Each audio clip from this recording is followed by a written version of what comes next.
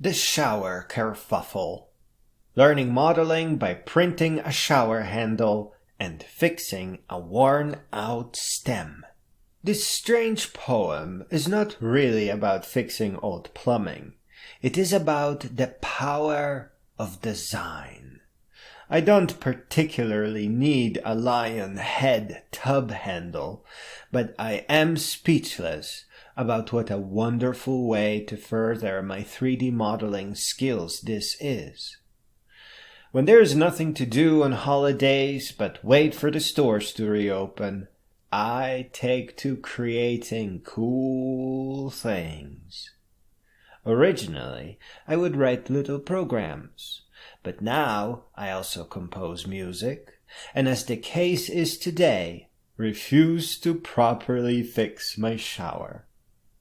Yesterday, with a horrendous roar, my shower announced that it needs new washers. The repairs only take a short moment, but it took a long time to understand what is going on. In short, the tub spout is designed at a wrong angle. Small drops of water will run along the tub spout and into the wall, and the water leaks because the washers get used up. And the washers get used up because the pipe that washers press against has corroded and became sharp. The corroded assembly may be 40 years old. I may need to use my Dremel to take off the sharp edge. I think of this as fun detective work. I would never have guessed that the minor leaks can run along the tub spout and into the wall, instead of just dripping down like they should. Where is gravity when you need it? And then, of course, the newly broken tub handle squeaked at me again as if to inquire on the status of her redesign. The water stem that sticks out of the wall has these little grippy teeth that have worn out as it is a very soft metal. This calls for a replacement, which is probably just about $10. But not before I try to print out my own idea of how it should work. This looks like a job that will include the use of epoxy glue. I've designed a stem sleeve with its own teeth that are meant to get in between the worn out ones. With hopefully quick drying hard epoxy glue, it shouldn't be a problem at all. The reason I designed the square stem sleeve separately from the shower tub handles is because I want to try out different designs.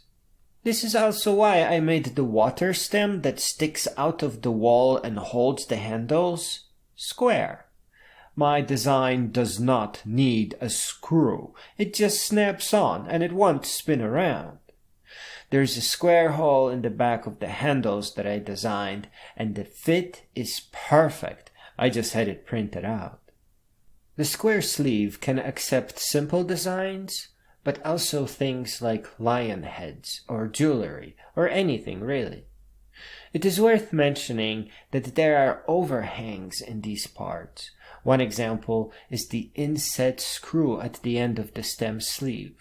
That means I need to use supports. This is an automatic feature of 3D printer slicing software. It just fills in where the printer would be forced to print on air, and the fill is like a simple mesh that is easy to snap off. The supported surface will be rough after removal of the support material. That can mean sanding it down, or in my case, leaving it be as the inset is covered by the screw head. 3D modeling for 3D printing has to take air gaps under consideration. This can be challenging in complex designs.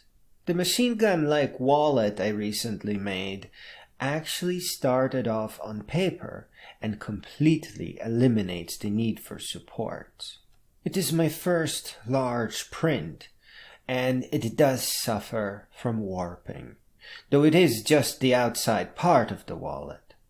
Warping is another thing to consider during 3D modeling. To put it simply, plastic shrinks a tiny little bit as it dries. Sometimes this may cause lifting of the part that is being printed, which demands setting the print surface hotter, and a brim. Brims, like the brim of a hat, aim to prevent a part from lifting from the print surface. All these issues require practice. And to make practice fun, fixing things around the house is the way to go. Which is why I made my shower the subject of today's poem. The lion's head handle is actually the beginning of one of my New Year's resolutions. With what I have learned thus far, I am able to add designing jewelry as a hobby. I print in plastic because it is inexpensive and great for prototyping, but there are companies that print in wax to make molds and pour molten metals inside. While it is too scary for me, some people are fine with lost wax casting at home. I think it is somewhat of a tradition to make a lion's head ring, and that will be my first project of this New Year's resolution. Begin designing jewelry with a lion's head ring. As far as sales, it does not actually cost anything up front. The rings will only be poured after a purchase is made. My jewelry won't be too expensive to the customer either, because I will sell in bronze, silver, and gold. In closing, I want to present this little story as an example of self-education.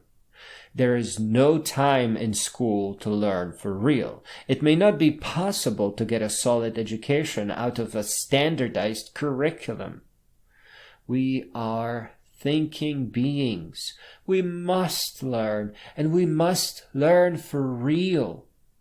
We must learn real skills that enable us to create real things, no matter how silly. And we need context for learning, be it a shower handle or a precious jewelry piece. We need a reason to learn and remember and recall. We must not allow ourselves to be tricked into a fake education that only wastes our time. I say self-education above all. And remember, from knowledge comes wisdom, and from wisdom comes greatness. Happy New Year.